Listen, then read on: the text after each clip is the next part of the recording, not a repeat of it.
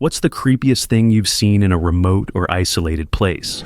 I can't take credit for this story because it happened to my younger brother, but it is so unsettling that he still doesn't like to talk about it. My twin brother and I were in college at the time, and our younger brother was a junior in high school. He was the only sibling still living at home, and his bedroom was on one end of the house. We live out in the country, truly in the middle of nowhere, with nothing but farmland in every direction. Our house is a long, rectangular layout. My parents' master suite is on one end, and the bedrooms for us kids are on the complete opposite end. Between them is an open-concept kitchen, dining room, and living room. If both bedroom doors were open, you could see straight from one end of the house to the other. My younger brother is a big guy, about 6 feet 4 inches tall and around 250 pounds. One afternoon, he got home from football practice around 4:30 or 5 o'clock. He said he was completely alone. Our mom is a school teacher, and our dad farms and also works in town, so both of them were still at work. He came in through the back door and walked through the living room toward his bedroom, which was at the end of the hallway opposite our parents' room. To explain what happened next, the layout matters. As you leave the living room and enter the hallway, there are 4 doors. The first door on the right was my bedroom, and directly across from it was the shared bathroom for the 3 of us. Farther down the hallway, the second door on the left was my twin brother's room.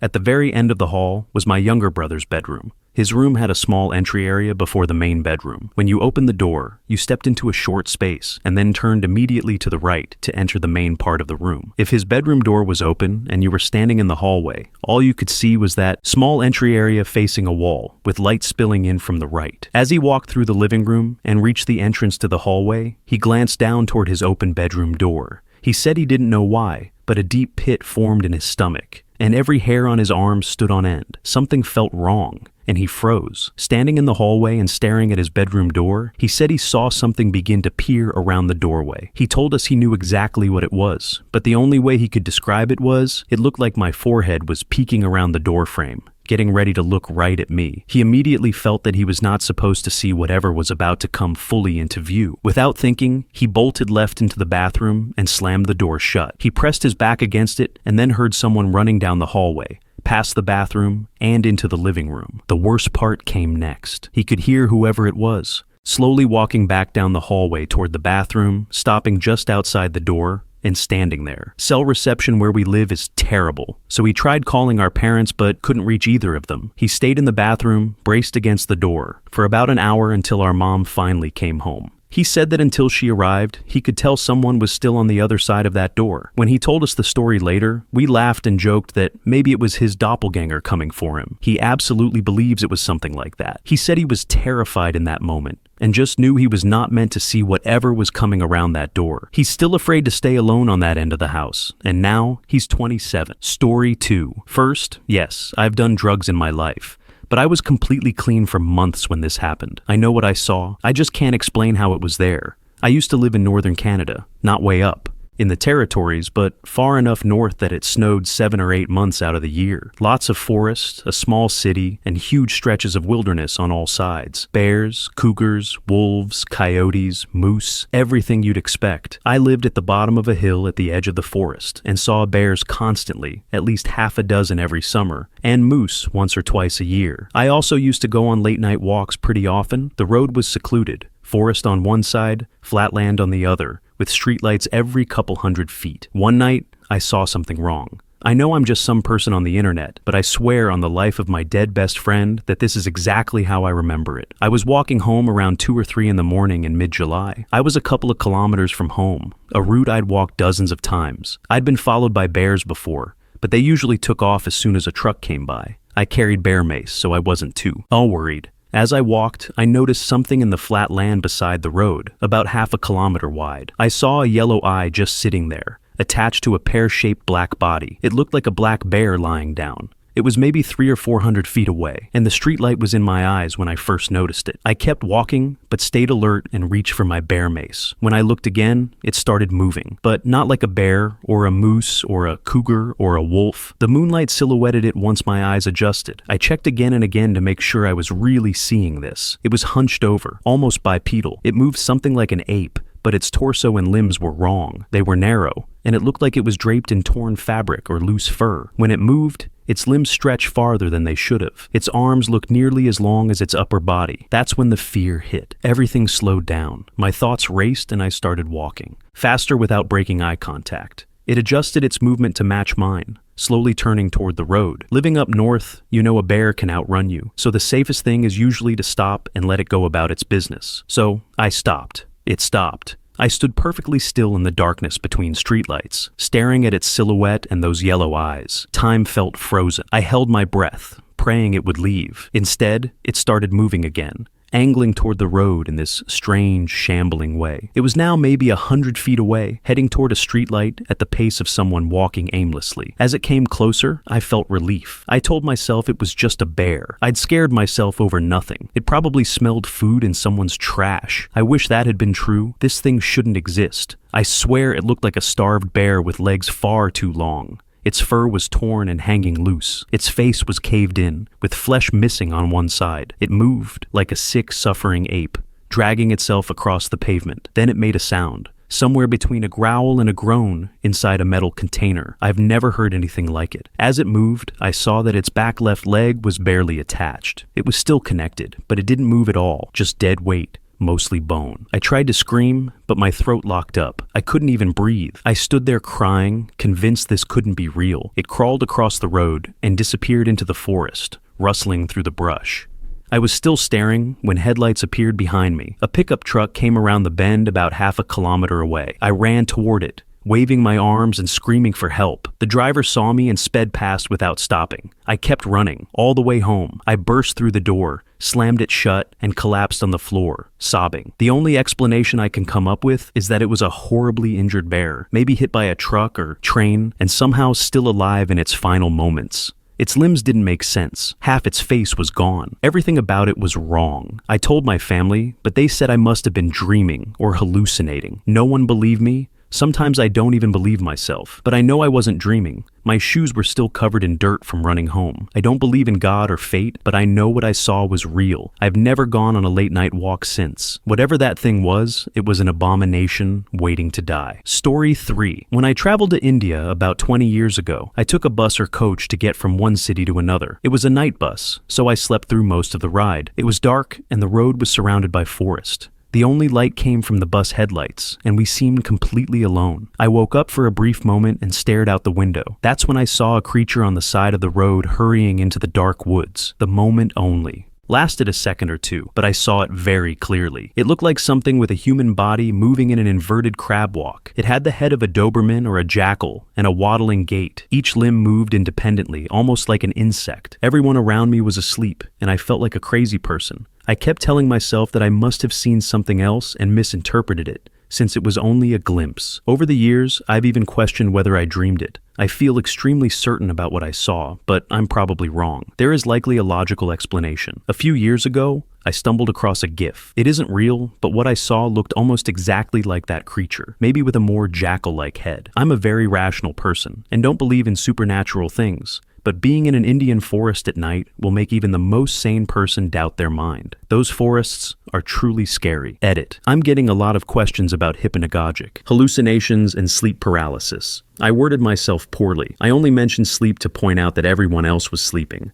I should have specified that I was completely awake when I saw it. While I feel knowledgeable enough about paralysis and hallucinations to mostly rule them out, I won't dismiss them entirely. What this incident really did was instill a childlike fear and irrationality in me. The thing looked so unnatural. It was fear of the unknown and inexplicable. I think about this incident often, since it's the only supernatural encounter I've ever had. Later, while in medical school, I learned about genu recurvatum. It's possible that what I saw was a human or animal with a deformity rather than something supernatural. Realizing that gave me a different kind of fear. One is the idea that a deformed human could be roaming the jungle at night, far from civilization. The other, and perhaps worse, is the realization that we as humans are willing to push people out of society because of stigma. It's frightening to think someone born like that might end up living in the forest instead of being treated with dignity. Or maybe I met a frigging alien. Who knows? Story 4. Back in 2017, on the 3rd of February, my friend and I took my dog for a walk through the park and into the woods. It was the day after his 20th birthday, and 2 days after mine. When we reached the railway bridge, it was absolutely pouring with rain, to the point that my friend suggested we turn back. I loved the woods, even in the rain, and insisted we keep going. I figured the trees would shelter us once we were inside, and we'd stay mostly dry. So we continued on. My friend walked a few steps ahead of me, his hood pulled tight. A couple of minutes after entering the woods, we came across what looked like another walker standing to the side of the path, as if giving us room to pass. As I turned to thank him, I realized it wasn't someone out for a walk at all, but a man hanging from a tree. After one blood-curdling scream and a frantic call to the police, I went home and sobbed into my dad's shoulder, then my mom's, and finally took a long bath. The look on his face is still clear in my mind, and I haven't really been back there many times since. Story 5. I had a friend who told me a story once. He didn't like to talk about it because it still creeped him out. He told me this story about 12 years ago, and it had happened 2 or 3 years before that. Anyway, he was out riding four-wheelers at the St. Anthony Sand Dunes in Idaho one weekend. As they were riding, they saw a tree off in the distance on a hill, a lone tree with sand all around it. At one point, they noticed what looked like a man dressed all in black, almost like he was wearing a gorilla suit, but it was hard to tell because he was too far away. He was standing next to the tree, holding on to one of the low-hanging branches and watching them. They didn't think much of it at first, though it seemed strange to see someone out there all by himself.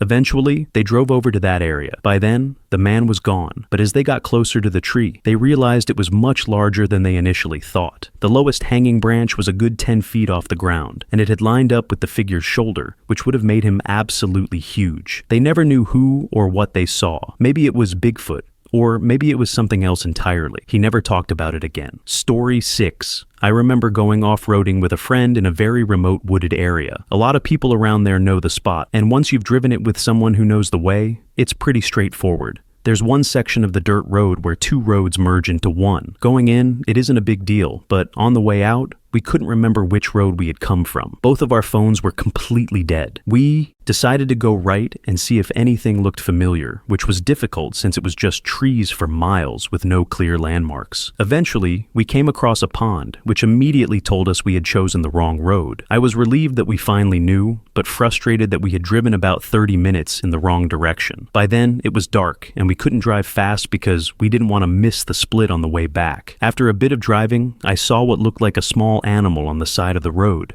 just outside the tree line. As we got closer, a cold sweat washed over me when I realized it was actually a large man crouching there with a machete. My friend panicked and hit the gas, speeding past him. The man didn't move from his crouch position. He just slowly turned his head and followed the truck with his eyes. I have no idea whether he was hunting or had something else in mind, but it scared the hell out of me. Story 7.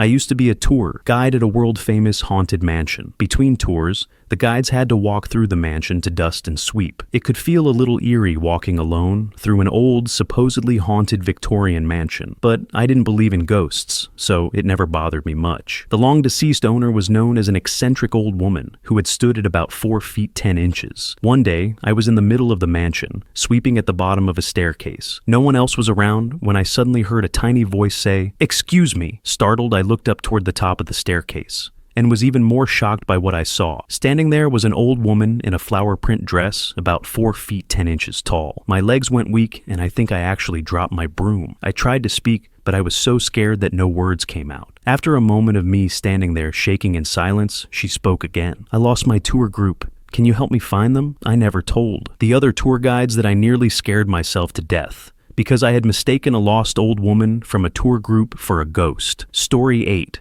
Last summer, a friend and I went on a hike near his house. A few minutes down the trail, we stopped when we saw a deer standing in the middle of the path, eating and paying no attention to us. Shortly after noticing the deer, we saw a large shadow in the background. We only noticed it because it seemed to be changing. At first, it looked like a huge figure, something we thought might be a bear. It was closer to the deer than we were, which made it strange that the deer wasn't reacting. The shadow then appeared to get shorter while keeping the same width, and then it split into 2 shadows. We stood there, confused, watching without moving. We thought it might be a bear and her cub, and that we were only just noticing the second one. Then the deer finally got spooked, and the shadows kept changing, each one growing taller. At that point, we realized how much they were shifting, and it wasn't just our imagination because we both saw it happening. The shadows became taller and more slender, almost resembling people. I started waving my hand as obviously as I could, and I swear one of the shadows, the one opposite me, copied the movement. I turned around, decided I was done, and went straight back to my friend's house. We played video games for the rest of the night. Story 9. My husband and I were driving my sister-in-law home one early evening. This was a well-populated, well-used road in the center of town. As we passed a church, I saw what I can only describe as a huge black dog appear in the middle of the road. It ran toward the church and reached a fence. Then its dog-like legs stretched out like arms as it crawled through the wooden slats, its back legs pulling through the way a human would. My husband looked at me and said, "So, you saw that, right?" It spooked him badly, especially since he doesn't believe in the paranormal. Later, I talked to my husband again because my memory can be fuzzy. He reminded me that we were talking to each other while the thing was running across the street, saying things like, "You seeing that?" He also jogged my memory. The dog materialized in the left lane next to us, right in the middle of the road, in what looked like a puff of smoke. It ran in front of our car, and when it reached the church fence, its legs shifted from bending low like a dog's to an elongated human-like bend. It was about 100 feet in front of us. My husband remembers it climbing over the fence, while I remember it going under the top rail. Either way, it remains the single creepiest encounter we've ever had. Story 10. I was about 15 years old and spending the summer in Costa Rica, where I have a lot of family. Most of them lived in the city, but we also had a house deep in the countryside, a few kilometers outside a tiny town called San Pedro. It was mountainous, surrounded by thick jungle forest. A very serene place, really. The house was small and old, with some handmade pools and decks farther up the hill. There was power and running water, enough for a relaxing getaway. It sat high in the mountains, surrounded by jungle, with some scattered ranch land and farmland nearby. It was honestly one of the most beautiful places I've ever been. But because of how isolated it was, it could feel a little creepy, especially after dark. Sometimes you'd see lights in the forest where there shouldn't have been any, and occasionally strange things in the sky. Under the tree canopy, it got dark quickly, and all kinds of animals would come out and make noise. Noise in the jungle at night is normal, but one particular night was different. It was just me, my abuela, my tia, my tio, and my cousin. We were all in bed reading, since there was no internet, and smartphones were still new. That night was almost completely silent, which in itself felt strange. Suddenly, a scream shattered the quiet. It wasn't just any scream. It sounded partly human and was absolutely blood-curdling, like a woman mixed with a cat. It was vile and terrifying.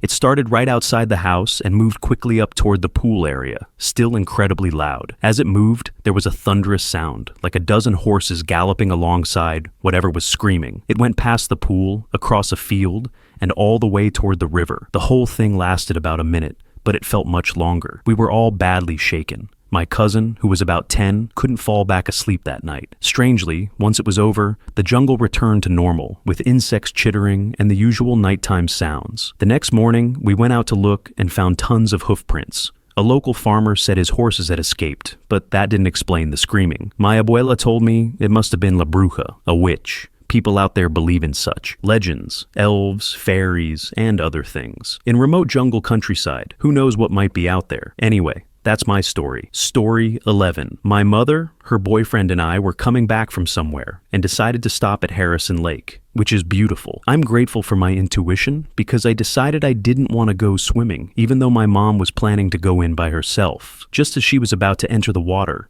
we noticed a large crowd of people all gathered together at one part of the lake. The problem with this lake is that it has a sudden, steep drop-off that is known to be dangerous. However, local authorities don't put up warning signs because they worry it would harm businesses around the lake. It turned out there was a large family gathering, and several people had been out on the water playing. 2 of them went missing, and everyone was standing there waiting for authorities to report back on what they found. We watched 2 boats searching the water, but later learned they weren't official authorities at all. Just volunteers. When we tried to look it up afterward, we found countless other stories about this lake, many of them ending with someone dead. I'm thankful my mother and I realized what was happening when we did. Story 12. This happened in the small town of Gentryville, Indiana, a place with a population of about 260 people. Before I go on, I should say that I'm not someone who believes in ghosts or creatures. I've always felt that people are scary enough on their own. That night really challenged my beliefs. A friend invited me on a camping trip, and I happily agreed since I jump at any opportunity to camp. I got directions and drove out to Gentryville. We ended up camping just off the main road, a short distance behind a small, white, generic church. The day was normal enough. We built a fire and had a few drinks. Later into the night, nature called. I told my friends I was heading up the road to pee. I walked a bit down the dirt road to get some privacy. The spot I chose let me still see the fire and my friends, but it was darker. The moon was very bright that night, casting soft light on the trees. That's when I saw it, standing no more than 12 feet from me. The best comparison I can make is a gray alien. I know how that sounds, but that's what it was. It wasn't the cliche gray you see in movies. It was over 6 feet tall and wore something metallic, transparent, or reflective that hung straight and pressed flat. It stood completely still, blending almost perfectly into the tree line. The only thing that moved was its face, which made aggressive, disapproving expressions once it noticed me. Its face was gray and wrinkled, especially around the eyes and mouth. The mouth angled downward into a small opening. The eyes were large and slightly sunken. It made no sound. We just stared at each other, and I was frozen in fear. Then, just as suddenly, the fear vanished. I finished up, turned my back to it, and walked away. The walk back felt calm,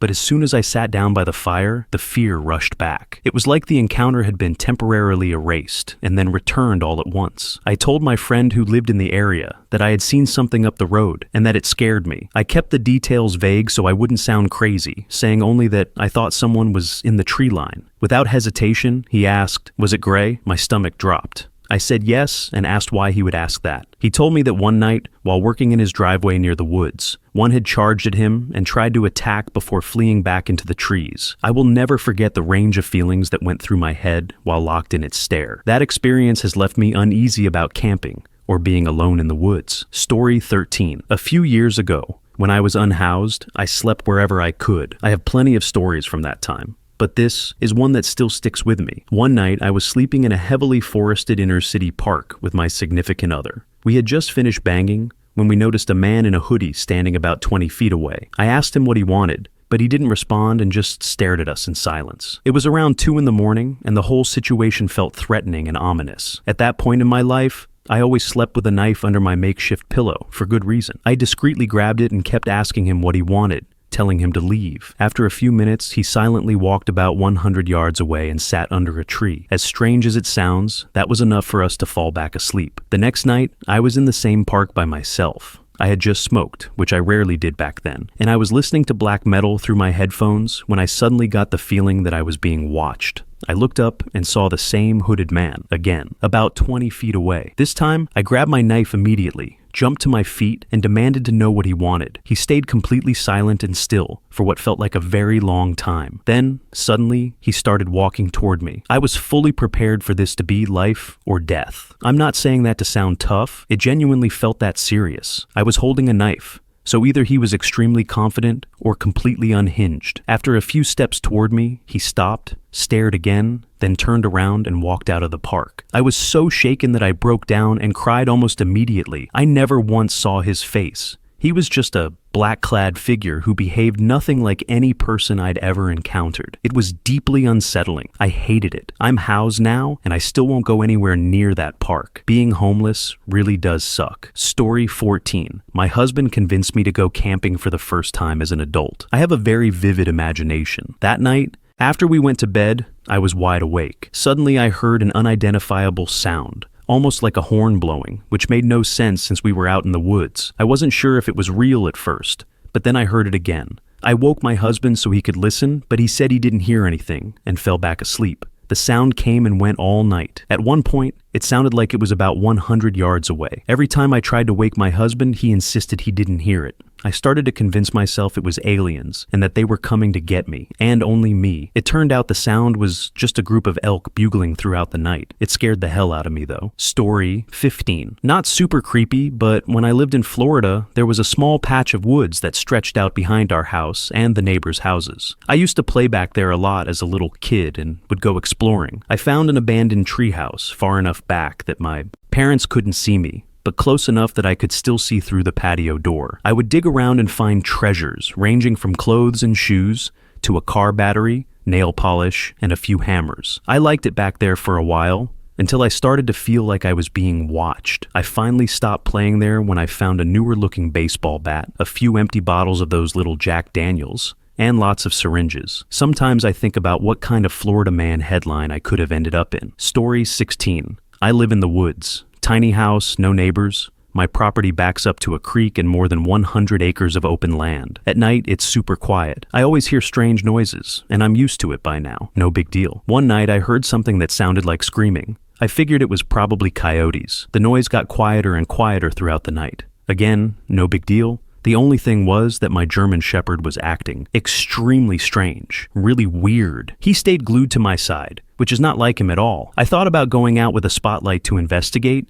but my Shepherd's behavior changed my mind. I went to bed and he stayed awake all night. He lay by the front door and just stared. The next day in the light, I went out to investigate. Past the creek, there's a high rock ridge. My Shepherd went straight to the edge. I walked up, looked down, and there was a body. Apparently, he had tried to off himself and thought it was a far enough drop. The noises during the night were from after he jumped and realized the distance wasn't enough to kill him, only to injure him horribly. Story 17. I was walking in Richmond Park in London, which is rather famous for its deer. I went for a walk on what I thought was a fairly well-used path. Well, it would have been a well-used path in most woodlands, but Richmond Park, being one of the main parks in London, clearly has designated paths for most visitors.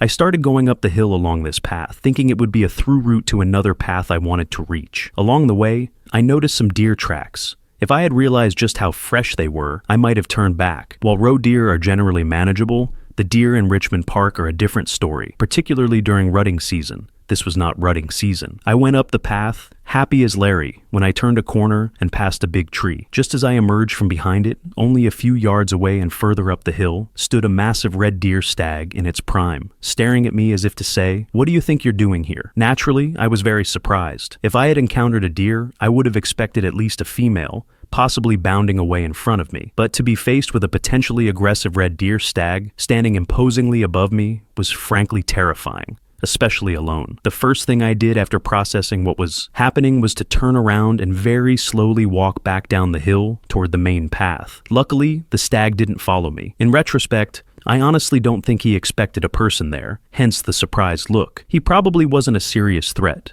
but they are big, potentially dangerous animals when in a bad mood. Story 18. Not really creepy, but it definitely scared me. When I was in high school, I was camping with my girlfriend, her best friend, and her boyfriend. It was at a local campground. Nothing too clandestine. We were just being high school seniors, drinking, smoking, and having a good time. Then, seemingly out of nowhere, men with M500 Mossbergs, M4s, and pistols drawn walked through our campsite. They looked at us, a finger over their lips, signaling us to be quiet. We then witnessed an FBI and ATF raid on the campsite directly across from ours. They came back afterward and did some routine questioning about the men they were arresting. It turned out it was a drug bust on a group of airmen. Afterward, they left, and we continued our drinking and smoking. Story 19. I genuinely thought I was going to die when we went on vacation to Destin when I was younger. We were on a dolphin-watching glass-bottom boat ride when I saw a huge dark mass under the boat. It kept getting bigger and bigger, and I started panicking because, well, a big prehistoric shark swallowing the whole boat was my oddly specific biggest fear.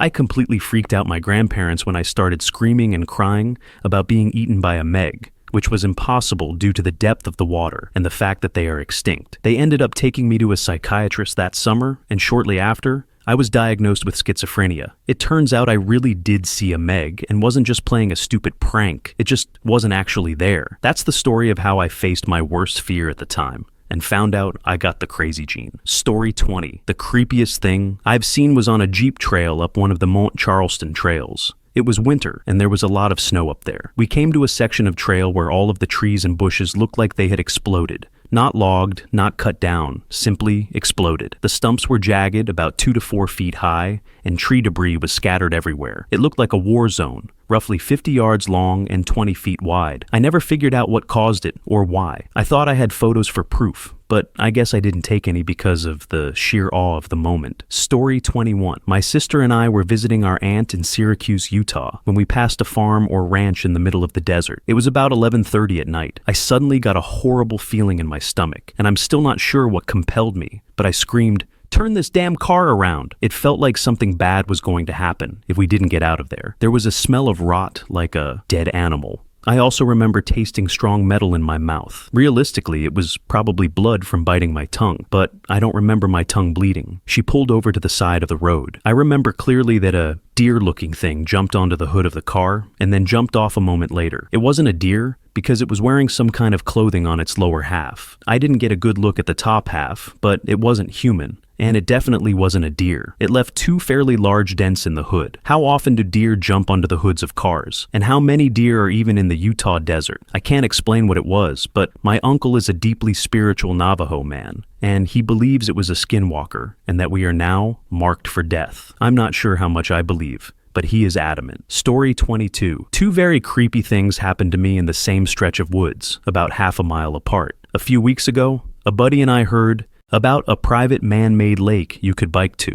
We parked at a school, walked through the woods around a huge gate, and then biked about a mile down a dirt path. When we reached the lake, I saw, out of the corner of my eye, a tree limb about the size of a car hit the ground roughly 300 feet away. I stared at the tree line where it fell, and then watched 2 pine trees start shaking violently, almost as if they were twigs. Fear rushed through my body as I watched this go on for about 30 seconds. When I was finally able to speak, I started telling my friend what I had seen. As I was explaining it, we heard something that sounded like a plane engine starting on the other side of the lake. The noise then shifted into a violent roar that sent chills down my spine. My friend looked at me, and we both decided to get the hell out of there. The second incident happened about a week ago on a different dirt road not far from that area. Some friends and I were walking down the road around 11 at night. About a quarter mile in, we found 2 coolers. One was filled with old books dating back to slave-era years. The other cooler was closed and had "severed head inside" written on it, with a skull drawn on the lid. We opened it,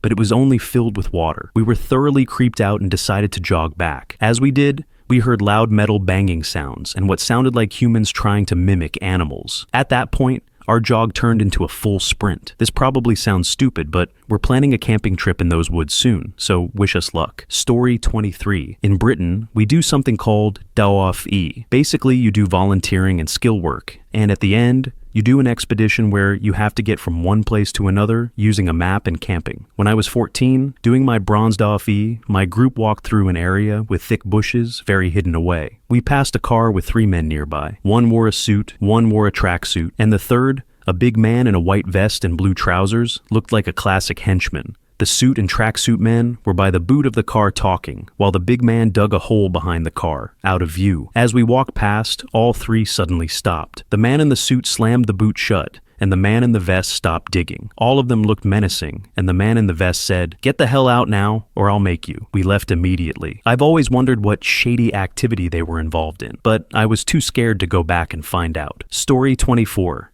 Years ago, I was walking with a friend through a dark spot on a local back road. The road dipped down a hill into very thick woods, passing through a lightless valley, before climbing again toward a streetlight on the far side. As we approached the valley, I started to get a very odd, uncomfortable feeling about that darkened patch. We had been this way many times before, and nothing had ever bothered us there. I am not afraid of the dark in general. There was no obvious reason for the feeling, but it was like a coldness washed over me, a certainty that something terrible was moments away. There was a sense of being watched that seemed to come from the woods. I slowed as we approached the Valley of Shadow, and the feeling did not go away.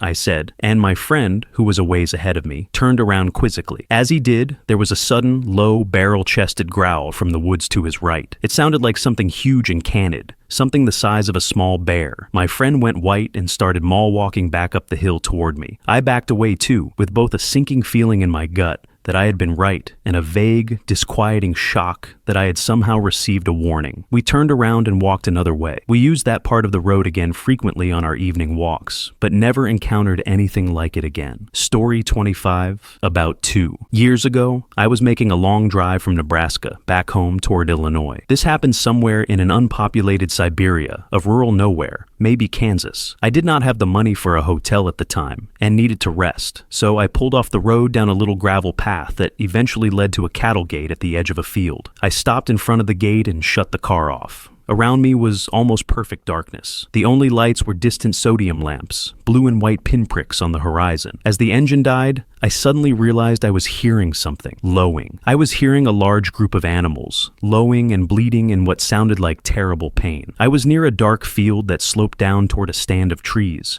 and it seemed to be coming from there. I heard a cow, something that sounded like a goat, the high-pitched screeching of a pig, and, dear God, a man. There was a man there too, screaming full-throated right along with the animals. It sounded like something straight out of hell, and the man did not sound like he was pretending. That was a full-on, I am going to die scream, and he just kept doing it. I sat there for maybe too long, making absolutely certain of what I was hearing. I never thought to take out my phone. I am too old to do it instinctively, and it never crossed my mind. I had chills running down my back and did not dare breathe until I was sure. There was no light down there at all, and no sign of anyone, just that unholy cacophony. At least 3 barnyard animals and a man, all screaming as if they were being murdered on the spot. I hate to say that I left, but that is exactly what I did. There was no light, no clear way down, and no way in hell I was walking through a dark field in the middle of the night to find out what was happening. I turned the engine over, put the car in reverse, and got out of there. I have seen some things, too many of them. Story 26. I am an avid hunter,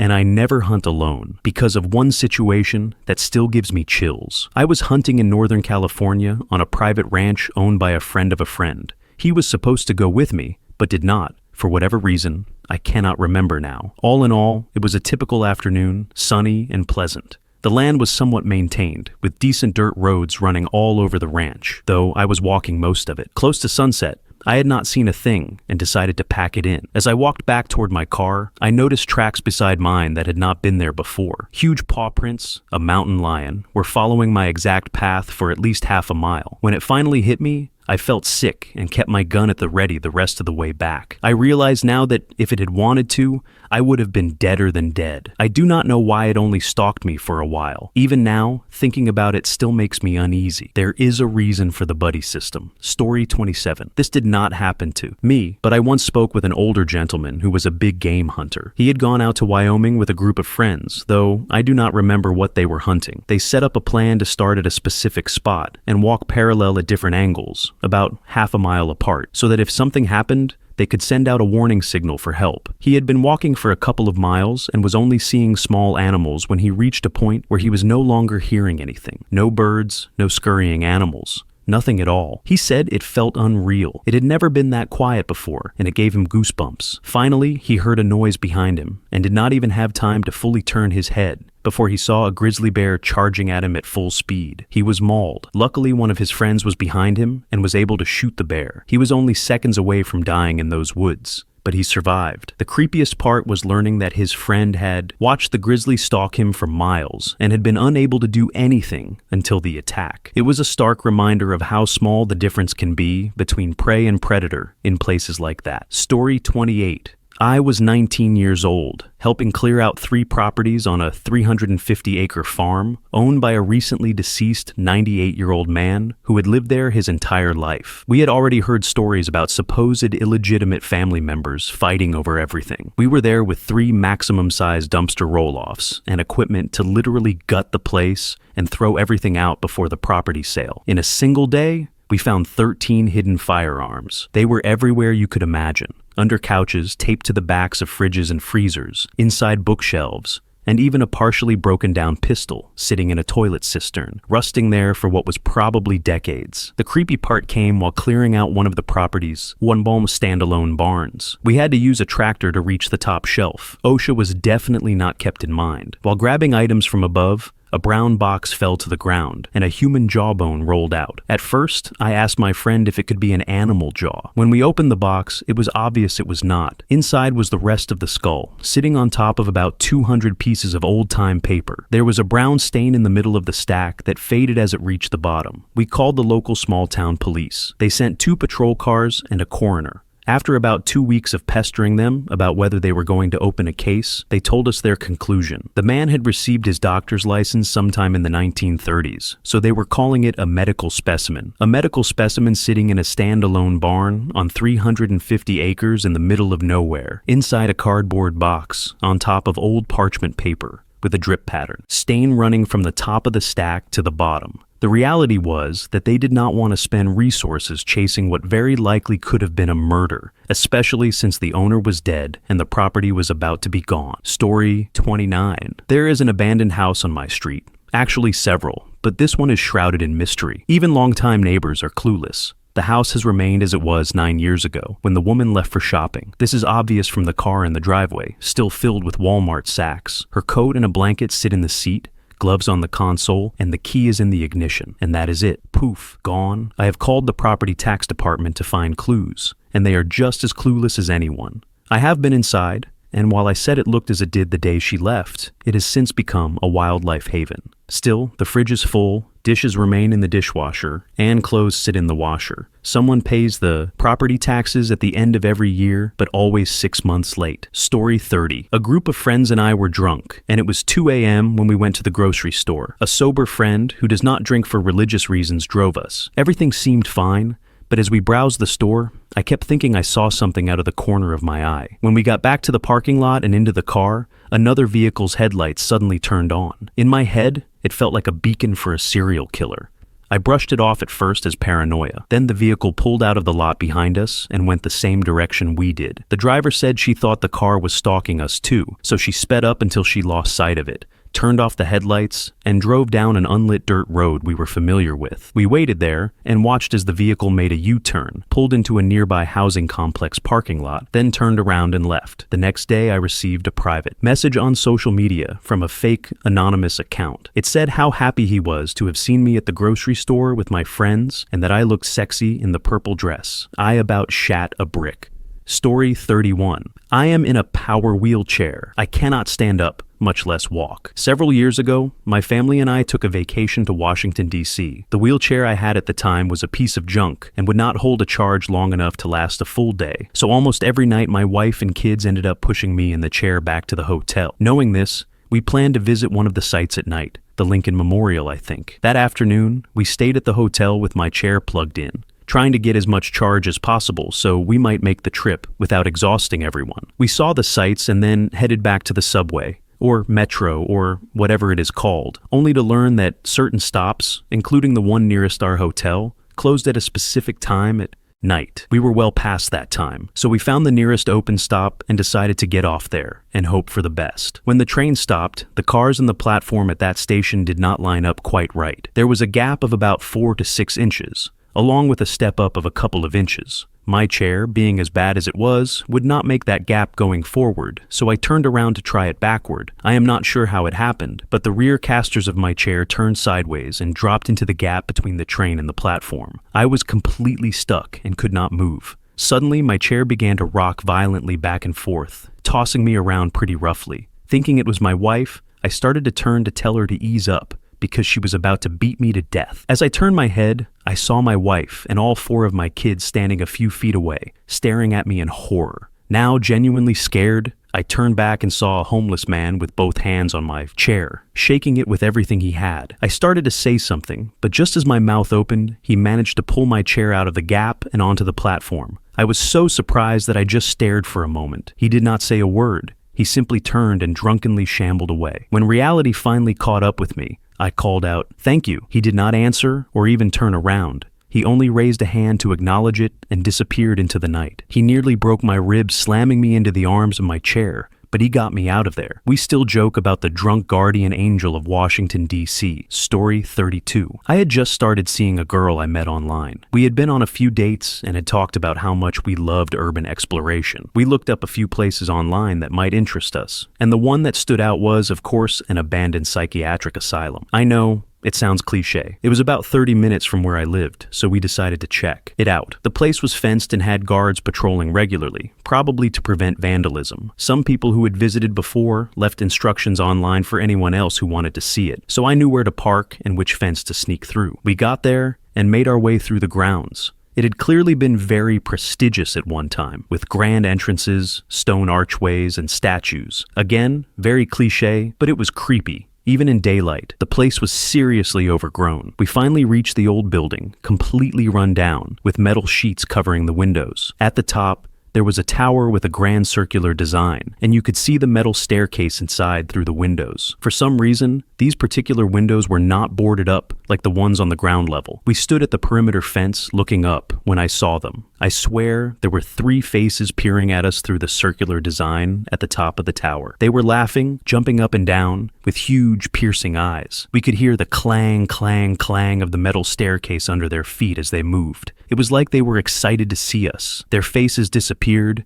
but the clang, clang, clang continued. Then it hit me. They were running down the metal staircase. At points, we saw them pass a window as the staircase echoed through the building. It all happened so fast, but the sense of danger was overwhelming. The adrenaline I felt was unlike anything I had ever experienced. I grabbed my date's hand and we ran. We got back to the car and drove off in a hurry. It was probably just a bunch of teens messing with us, but their faces were so sinister. Now, thinking back, I wonder how they even got inside. We had walked around the perimeter before we saw them, and there was no clear way in or out. Every doorway and window was boarded up. Whoever they were, they scared the life out of us. Safe to say, our days of urban exploration were over. Story 33. When I was around 10 years old, I visited my aunt and uncle's dairy farm during the school holidays. I helped herd cattle on motorbikes and took care of general chores around the property. It was a good time in my life. One cold, dreary day, my cousin and I decided to stay inside and watch movies. After a while, my cousin went to take a nap, leaving me alone to keep watching. The room had massive glass doors covered by thick curtains to block out the sun and make the movie easier to see. At one end of the curtains, there was a small gap where they did not quite meet. Out of nowhere, I got the strange feeling that I was being watched. I looked over and, for a split second, saw the edge of a man's face. Like any 10-year-old would, I panicked and pulled a blanket over my head. When I looked again, he was gone. I woke my cousin, and we went around locking all the doors and windows. When my aunt and uncle got home, we told them what I had seen, but they were hesitant to believe me, since the property was far from town. The next day, my uncle went outside and found one of their work dogs hanging from a rope on my cousin's swing set. Someone had killed the dog. My aunt and uncle asked me to describe the man, and all I could remember was that he had red hair and looked dirty. They called the police, but with so little evidence, nothing could be done. The officers took a report and left. A few days later, my older cousin was cleaning out a garage separate from the house. The garage had a closed-in loft that was rarely used except for storage. Inside, my cousin found old clothes, bedding, and food wrappers. Someone had been squatting there. Once again, my family reported it to the police. No one was ever held responsible for the dog, and they never found the red-haired man who had been living in the garage. It remains one of the freakiest encounters I have ever had. Story 34. I was traveling through the Taurus Mountains with my family on the way to our home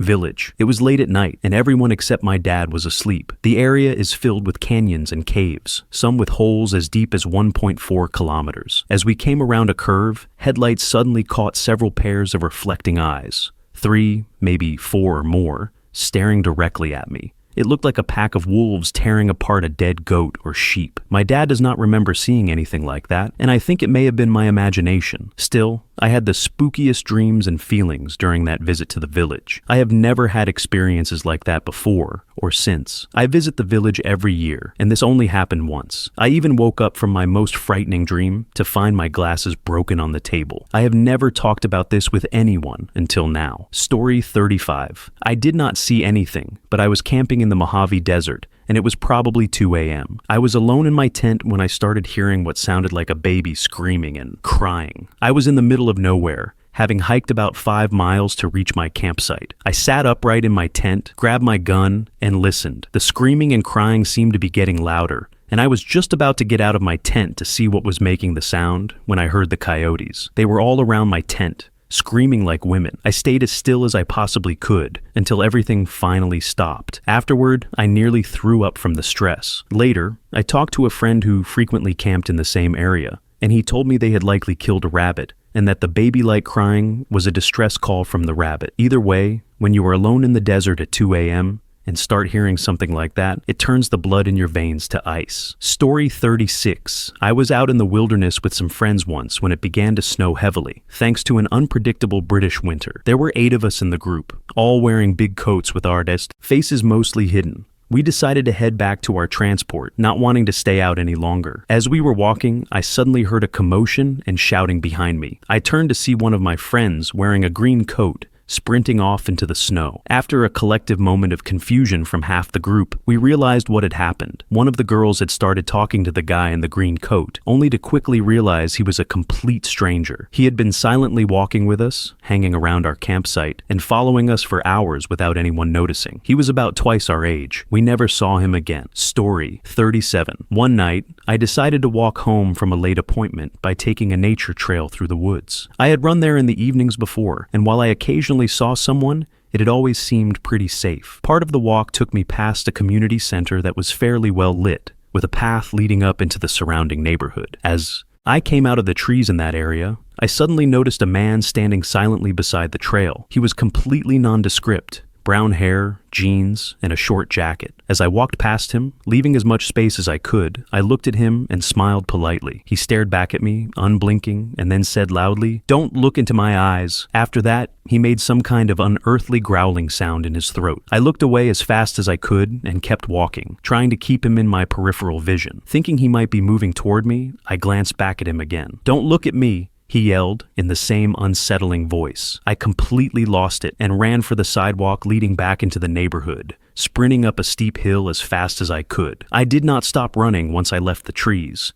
putting as much distance as possible between myself and the man. I kept looking over my shoulder the entire way home, and was very glad when I moved a few weeks later. It was probably just an addict, but I was terrified. Story 38. When I was about 18, I was driving roughly 5 miles east of a tiny rural town in Washington called Kittitas. I was alone, driving a Honda Ridgeline that was not mine, just looking for a cool spot on top of a hill to overlook the valley and smoke weed. Long after the asphalt turned into dirt roads, I passed a miserable-looking piece of land with a large, industrial shed-like structure on it. I saw a truck there, but assumed nobody actually lived on the property. I drove past slowly, maybe around 30 miles per hour, since weed was still illegal in Washington at the time, and driving high still is. I was trying to keep a low profile. As I headed up a massive hill on a rocky dirt road, I noticed about halfway up that the same truck from that property was behind me, tailing me up the bumpy road. I was pretty weirded out, but also fairly confident the guy did not own the hill. At the top, he sped past me in his truck, cut me off, and I slammed on the brakes. He got out of his truck while I barely cracked my window and kept the engine running. He started screaming nonsense about how I had been going 60 miles per hour past his place and could have run his kids over. I had seen no signs of children, but whatever. I apologized and said I was just cruising around. He asked if I was high. I said no. Then he asked if I wanted to get high. I said no. Then he asked if I had a gun. I said no again. He responded with something like, "Yeah, you never know who has a gun these days, do you?" I said nothing and just stared at him. Then he told me to lower the window or he would break it. The calm way he said it completely freaked me out. Then one of the top 5 most reckless things I have ever done happened. I told him to F off, threw the truck into reverse, and peeled out, kicking dust and rocks his way. He sprinted back to his truck, and I thought he was grabbing a gun, but instead he jumped in and chased me for a short distance before giving up. I was shaking, but once I got away, I started cheering and yelling like an idiot. I must have been doing around 50 miles per hour down that rough road, completely panicked. Probably just a crazy redneck trying to scare me. My buddy and I went back the next week like the idiots we were, and held the horn down while speeding past his place. Good times. Story 39. This was the first time I ever went hiking or camping alone. I was in a remote area of the high desert and was already pretty scared to be out there by myself. It was just me, a bunch of juniper trees, and freezing gray skies. I kept psyching myself up, but I could not shake the feeling that something was nearby or watching me. I told myself I was just being paranoid, until I saw something on the trail. Lying on the ground was a very large, bloody deer leg, wrenched cleanly from the missing body. It was extremely fresh, still steaming, only about 30% eaten, and whatever had done it clearly had massive jaws. There was a strong animal smell in the air. While I cannot prove it, I am almost certain I was near a mountain lion, watching me and deciding whether to leave me alone as I passed her briefly abandoned meal. The only predators in that area were mountain lions and coyotes seemed far too small to have done that kind of damage. I kept walking slowly, afraid to run, flailing my arms and legs wildly while yell singing "Anarchy in the UK" for safety. It was the only song I could think of in the moment. Story 40. I used to work for a humanitarian organization. We were sent to a remote village to assess the damage and provide emergency assistance after it was swept away by a deadly flash flood, with the death toll rising each day. We were walking around the site with a group of men who were searching for trapped bodies when they suddenly rushed to a small mound of debris, boulders, tree trunks, and mud left by the flood, and began digging frantically with their hands and shovels. About 10 minutes later, one of them, who had crawled into a small hole they had dug, yelled at the others to stop, scrambled out, and told the group to leave. Before leaving, the man who yelled took a candle from his pocket, lit it, and placed it beside the mound. Apparently, they had heard someone calling for help, a female, according to them, and saw a muddy hand waving from a small opening. They thought someone was trapped inside, but when they dug through most of the debris, they realized the hole was just full of mud and rubble. There was no one trapped. We quickly noped out of there after finishing our work. Story 41. My house sits on the outskirts of town, surrounded by forest with fishing lakes at the end of the road. A couple of years ago, school was delayed by 2 hours, so I was home alone and had to walk to the bus stop by myself. It was bright white outside, and our driveway was long. At the end of the driveway was a one-lane road, and across it were the woods and a small drop-off. I stood at the end of the driveway waiting for the bus, and everything was completely silent. Then I heard a bell ring, like one of those tiny handheld bells. Right after that, I heard footsteps and heavy breathing directly behind my ear. When I turned around, nobody was there, but the sound of footsteps continued. I looked all around and saw no one. The yard is flat and open, so I would have seen someone running away. It still makes me uneasy. Another time, not a ghost story. It was pitch dark when I went out to catch the bus. I was standing to the right of my mom's car when I stepped forward and spooked a huge buck. It ran right in front of me. I did not see it clearly, but I remember its antlers flashing inches from my face and the rush of wind knocking me back as it ran past. Story 42.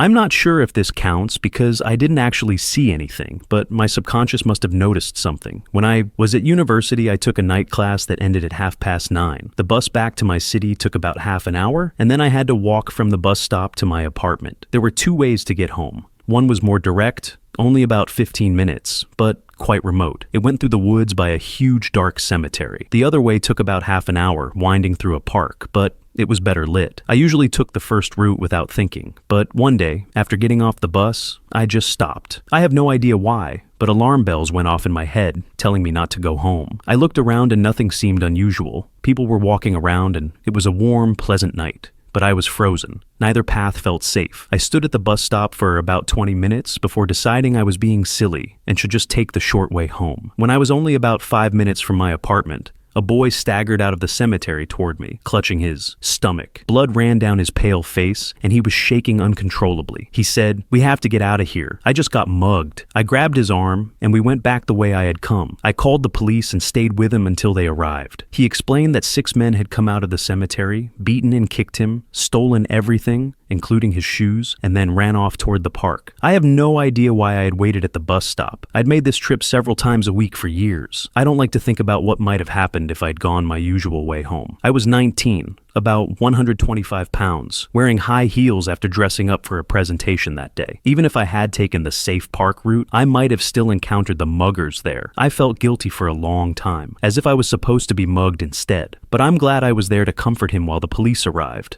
and so glad I listened to my gut. I know there wasn't anything I could have done to prevent it. Thank you for watching. If you enjoyed this video, be sure to give it a thumbs up, subscribe, and hit the bell icon so you never miss an update.